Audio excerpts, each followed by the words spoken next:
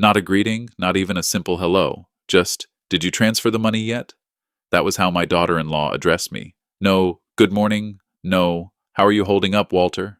Just those 7 clipped words, delivered as if I were a financial institution that had failed to process a scheduled payment. I stood there in my kitchen, phone pressed to my ear, staring out at the snow weighing down the spruce trees in the backyard. It was a Tuesday in February. I remember because I had just finished salting the front steps, and my boots were still damp, melting into the entry mat. I was 63 years old, newly retired after 31 years as a civil engineer with the city of Ottawa, and I had just been told, not asked, that money was due. The amount she meant was $340,000. My money, my retirement fund, the savings. I had invested in my son Brendan's business 18 months earlier, when he sat across from me with a detailed business plan, hopeful eyes, and a vision of launching a craft brewery and tap room in the Hintonburg neighborhood. He came prepared with spreadsheets, forecasts, and a lease nearly finalized for a converted warehouse on Bayswater Avenue. What he also had, though I didn't grasp the full weight of it at the time, was a wife named Celeste, who had very specific ideas about how those funds would be managed and almost no interest in involving me once the transfer cleared. But I'm moving too quickly. Let me return to where this truly began. Brendan is my only child. His mother, my wife Diane, died of ovarian cancer 11 years ago, when he was 26. Those early years after, losing her were difficult for both of us, though in different ways. Brendan immersed himself in work, then travel, and eventually in a relationship with Celeste that progressed rapidly, faster than I felt comfortable with. I kept that to myself. They were engaged and married within 14 months of meeting. I flew to Vancouver for the ceremony, smiled for every photograph, and reminded myself that his happiness was what mattered most. In the beginning, Celeste was agreeable enough, organized, intelligent, always seeming to calculate something silently during conversations. She worked in marketing and had strong opinions about presentation, branding, and outward perception. I noticed fairly early that she possessed a subtle ability to guide discussions without making it obvious. You would believe you'd reached a conclusion independently, only to realize later that the direction had been set long before you arrived. Even so, I told myself I was being overly critical. She made Brendan happy. 3 years into their marriage, they moved back from Vancouver to Ottawa, which pleased me. I saw my son more often. We shared dinners. We went to Senators' games when they were worth attending, admittedly, not frequently. Life didn't feel extraordinary, but it felt steady. Then Brendan introduced the brewery concept. He had always appreciated craft beer, not casually, but with genuine understanding. He could explain fermentation processes, water composition, and the distinction between a West Coast IPA and a New England style in a way that held my attention, even though I typically drank whatever was cold.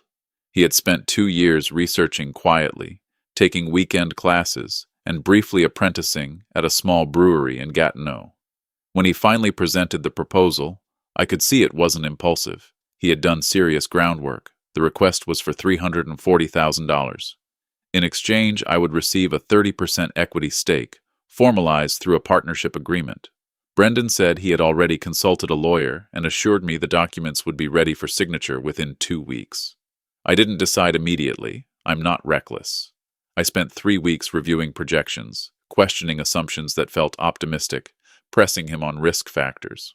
I met with a financial advisor. I even called an old friend, Glenn, who had once invested in a restaurant in the Glebe years ago, and asked him what lessons he wished he'd known beforehand. What's important here is that Brendan answered every single question I raised. He was patient, detailed, never defensive. That was the Brendan I knew. That was my son. What I failed to fully measure was how consistently Celeste remained present in the background of each conversation. I transferred the funds in April, in 2 installments spaced 2 weeks apart, as requested. The partnership agreement was signed, or at least that's what I believed at the time. I'll return to that later. The months that followed were hectic for Brendan. The warehouse required extensive renovation. There were permits to secure, contractors to coordinate, equipment to purchase, licensing applications with the ACO. He sent periodic updates, photos of progress, brief notes describing milestones. I visited the site twice during construction. On both occasions, Celeste was there, clipboard in hand, overseeing operations with brisk efficiency I had to respect, even if it left me feeling somewhat peripheral. I noticed that during those visits, she never introduced me to contractors or designers as Brendan's father or as the financial backer. Instead, I was simply introduced as Walter, a family friend. I didn't challenge it. I assumed she preferred to keep personal matters separate from business. I told myself that was understandable. The brewery was scheduled to open in mid-October. Brendan had said this more than once. The grand opening, he explained, would take place on a Saturday evening. Friends, family, local press, a few members from the neighborhood association. He promised to call once the date was finalized. October arrived. I waited. The call never came. During the second week of October, I texted Brendan twice, asking for updates. His responses were brief. Still finalizing details. Later. Soon, Dad, I'll let you know. I convinced myself that launching a business was stressful and that I shouldn't interfere. The phone never rang. In early November, I ran into a woman named Patricia at my neighborhood hardware store. She lived a few streets away. Her husband, Frank, had once consulted for the same city department where I'd worked. We exchanged casual pleasantries in the paint aisle, the kind of light conversation shared between acquaintances. Then she said, "I heard Brendan's brewery finally opened. Frank and I went last week. It was packed. The pale ale was fantastic. You must be so proud." I stood there holding a small box of wood screws and felt something inside me grow very still. I replied, I don't recall exactly what, something courteous, something neutral. I walked out to my car, sat in the parking lot for nearly 10 minutes, then drove home. That evening I called Brendan, 4 rings, voicemail. I called again an hour later, voicemail again. I sent a text, "Call me when you can, important." He didn't return the call. The following morning I phoned the brewery's main line, which I had located on their newly launched website, a site I hadn't been told about. A young woman answered. I asked for Brendan Forsythe. She placed me on hold for 2 minutes, then returned to say he was unavailable, but would call me back. He didn't. On the third day, I drove there in person. It was exactly as he had described: exposed brick, warm lighting, long communal tables, brewing tanks visible behind glass along the rear wall. It was a Thursday afternoon, and about 15 patrons were inside. It looked successful. It looked established. It looked like something built carefully, with intention and substantial money. Brendan wasn't present. Celeste was. She was mid-conversation near the bar when I entered. She noticed me immediately. I could see it in the slight pause, the brief adjustment in her expression. She excused herself and approached. "Walter," she said, "what brings you by?" I looked at her for a moment. 63 years old, 3 decades of experience reading rooms and managing delicate situations, and I still needed to steady myself before speaking. "A neighbor mentioned the opening was last weekend. Is that correct?" She didn't hesitate. She was skilled, I'll give her that. "Yes, we did a soft launch about 10 days ago. We kept it intimate, just close friends in the team. Brendan was planning to call you about the official public launch next month. That's a different event, more focused on media and community outreach." I said, "I'm his father. I invested $340,000 into this place. I wasn't considered one of the close friends?" She offered a smile that never reached her eyes. "He's under a lot of pressure, Walter. I'm sure he intended to call." "Is there a signed partnership agreement on file with my name on it?" I asked. There was a pause. Brief, but I caught it. "That's something you'd need to discuss with Brendan. I'd like to discuss it now. Where is he?" "He's handling a supplier issue. I'll have him call you." I took one last look around the space. My money was embedded in these walls, in that bar, in the tanks, the lighting fixtures, the reclaimed wood, and the custom tap handles. "Tell him to call me today, not tomorrow," I said. I left. That evening, he called. The conversation was polite in the way conversations are polite when both parties carefully avoid saying what they most want to. He apologized for the lack of communication. He explained that the opening had come together faster than anticipated. He said the partnership paperwork was being finalized. I asked him to clarify. He explained that there had been a restructuring of the business entity. They had moved from a general partnership to a numbered corporation for tax and liability reasons, and the documentation reflecting my equity position was being updated accordingly. I am a civil engineer, not a lawyer, but I had signed enough contracts and reviewed enough agreements over 31 years to know what being updated usually meant when someone said it while avoiding your gaze, even over the phone. The following Monday, I contacted a lawyer named Judith Mowbray, a business litigation attorney with an office on Metcalfe Street. Glenn, whose restaurant experience had guided him on whom to consult when things went wrong, referred her to me. I handed over everything: emails, wire transfer records, the original business plan Brendan had given me, and the copy of the partnership agreement I had signed. She reviewed the documents, then looked at me across her desk, with the particular expression lawyers wear when delivering unpleasant news. "The agreement you signed," she said, "references a general partnership between you and your son personally, but the brewery is now incorporated under a numbered Ontario corporation. Your agreement was never transferred to the corporation. Legally, you have a claim against your son personally, but you hold no documented ownership in the business itself." I paused, letting that sink in. "Was this done intentionally?" I asked. "I can't answer that," she said, "but I can tell you it didn't happen by accident." She advised me to send a formal letter of demand to Brendan, outlining my position and requesting either proper documentation of my equity stake in the corporation or repayment of the investment with interest. This would establish a paper trail before taking further steps. I agreed. What followed wasn't what I expected. Brendan didn't call, didn't request a meeting, didn't even speak to me. Instead, I received a letter from a lawyer I didn't know, stating that my investment had been made voluntarily as a gift to support a family member's entrepreneurial endeavor and that I had no legal claim to equity in the corporation. I read it 3 times. Then I called Judith. "He has a lawyer now," I said. "I see that," she replied after I read it aloud. "Walter, I need to ask you something. Think carefully. Is there any conversation, email, or text where you use the word gift in relation to this money?" I thought back and remembered. 14 months earlier, during one of our early discussions about the investment, I had sent Brendan a text. I was emotional. It was around the anniversary of Diane's death, and we had been discussing how proud she would have been of him. In the message, I had written something like, "I want to do this for you. Think of it as your mother's gift to you through me." I found the message and showed it to Judith. She was quiet for a moment. "This complicates things," she said. "It doesn't eliminate your case, but it gives them an argument. If this goes to litigation, a judge will weigh this text against the signed partnership agreement. The outcome isn't certain." I asked what my options were. She outlined them. Pursue litigation, expensive, slow, uncertain, and likely to damage my relationship with my son, attempt mediation, or gather more information to better understand what had happened. I chose the third path first. As an engineer, I trust in understanding the system before attempting to fix it. Over the next 3 weeks, I quietly investigated.